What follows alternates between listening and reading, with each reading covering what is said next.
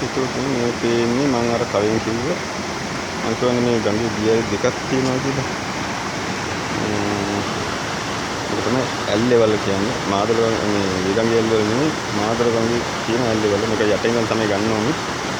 කොහොමද මම ආපු මාර්ගයෙන් පොඩ්ඩක් ගඟ දිගේ ඉන්න පොඩ්ඩක් ඉවතට කරුණා අර අඳුම යත් වෙන තැන රතා කරලා ඉන්න නිසා එහෙන් ගඟට බහින්න ස්ථාන තියුනේ. දැන් මම මේ වැල්ලේ වලට උඩින් වෙලා තමයි වීඩියෝ කරන්නේ.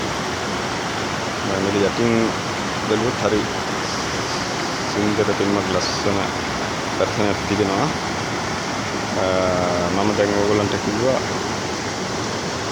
අවසානයේ ටිකක් ලස්සන දියලි දෙකක් පෙන්නලා එතන මේ ගමන අවසන් කරනවා කියලා අදට ගඟ දිගේ උඩට යනවා. තව ගොඩක් දුර යන්න තියෙනවා. පෙට්ටිකල දක්වාම ගිය හැකි.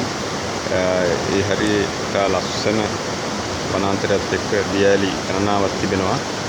ඒ කොටසට පසුව යන්නේ මම මේ දියලි දෙක අතරින් මේ දියලි දෙක ඔයගොල්ලන්ට පෙන්නලා මේ වීඩියෝ දර්ශන පෙන්නලා අවසන් කරන්න බලාපොරොත්තු වෙන අද එන්න වීඩියෝ පෙළ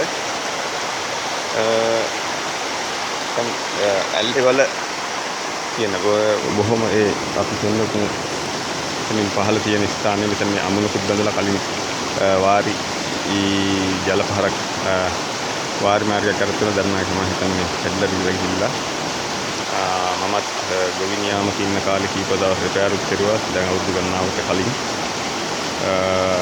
මේ ස්ථානේ හොඳ දර්ශනයක් ලබා ගන්න නම් පහලින් වල්ලට පහලින් යන්න ඕනේ.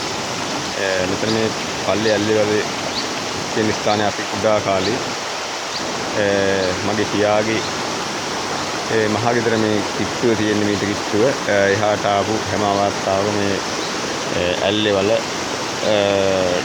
ආයතන පල්ලේවල කියලා තවලක් තියෙනවා. ඔතෙන්ට ඇල්ල තමයි බිය නාන්නේ. අපි වතාවන් ගණනාවක්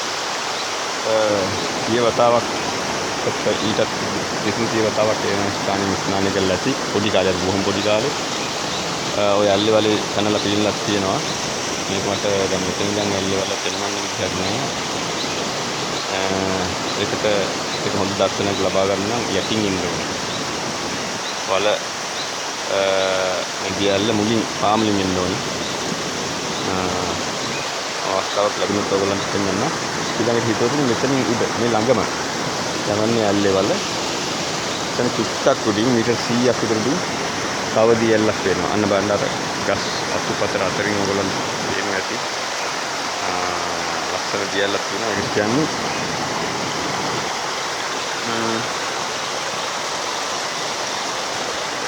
ඒකට කියන්නේ හිතවතුනි කුඩල්ලේ වලද ඇත්තඩි වලද ඇත්තඩි වල කියලා කියනවා. කුඩල්ලේ වල කියලා කියන මේ එතන ලස්සන දියල්ලුත් එක්ක තියෙන්නේ. එහෙනම් අපි ළඟට ගිහිල්ලා බලමු. දියල් ළඟට ගිහිල්ලා බලමු ඇල්ලේ සුන්දරත්වය කොයි වගේද කියලා.